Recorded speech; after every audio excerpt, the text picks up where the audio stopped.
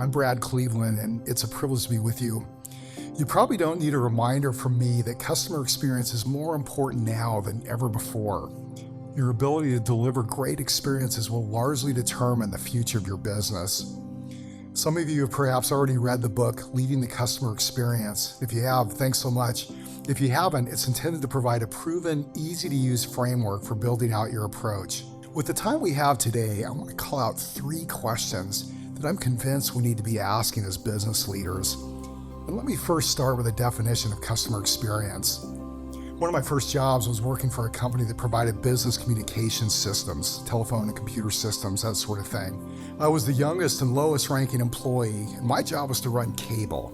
And I spent a lot of time underneath the floors of corporations and hospitals and other buildings. Much of my day was crawling through these tight spaces in the dark with a light on my head, squeezing past utility pipes and through spider webs. It was dusty, hard work, and I came home looking like I'd been coal mining most of those days. There's that expression, starting your career on the ground floor. I just wanted to get back to the ground floor.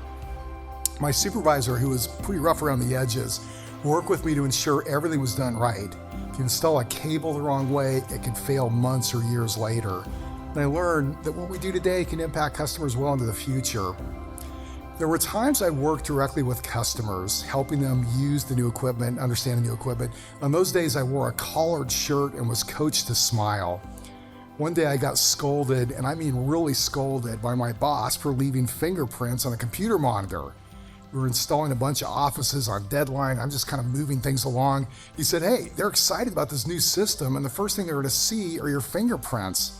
And I felt about this high, but he was right. That organization had made a big investment. They'd spent months planning and preparing for what at the time was a leading edge system, and something as small as smudges could impact their perception and experience. It was a message I needed to hear. In fact, it inspired me. That was a catalyst really for the rest of my career. I began devouring anything I could on what were successful companies doing. I read the book Moments of Truth by Jan Carlson. He was CEO of Scandinavian Airways at the time, and he used examples like, if a customer boards a flight and they find a coffee stain on their tray from the last flight, they might wonder, is that how you maintain the engines? So here's a definition.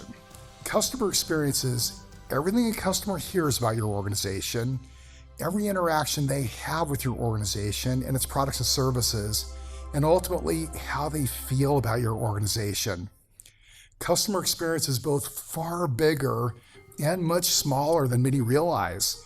It's more than products or customer service or your technology platform. It's all of those things, but much more.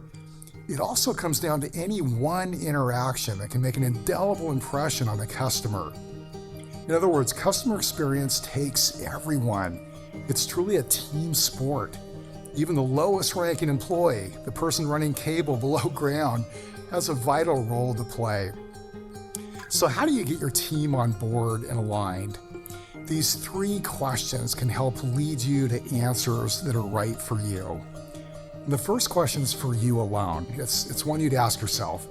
How can you drive out the fear in your organization? How can you drive out the fear in your organization? Now, fear is a strong word, I know. It may seem like an odd, even irrelevant question. There was a day I viewed it that way. But here's the backstory. Years ago, early into my time as a business owner and CEO, I had the chance to meet and talk with the late Dr. W. Edwards Deming. Dr. Deming was the quality guru who inspired a global movement to improve product and service quality. He passed away in, I believe it was 1993, and this was in September 1992 at the U.S. Naval Academy in Annapolis. It wasn't with the Navy, but the general public was invited. I'm in my late 20s, and I had a training and consulting firm in Annapolis, and it was growing fast, and I'm sufficiently in over my head, and I devoured everything he wrote and said. I was a fan. The general public sat in the back, so as it turned out, I'm last in line to get my book signed. Dr. Deming's talking with me here. My colleague took the picture, and bless his heart, didn't even get me in the frame. You'll have to take my word for it. There was no one behind me, so we had something of an extended conversation at his encouragement. He took an interest. You could see this young guy there and the questions I had. And I asked him, Dr. Deming, what's one thing out of everything you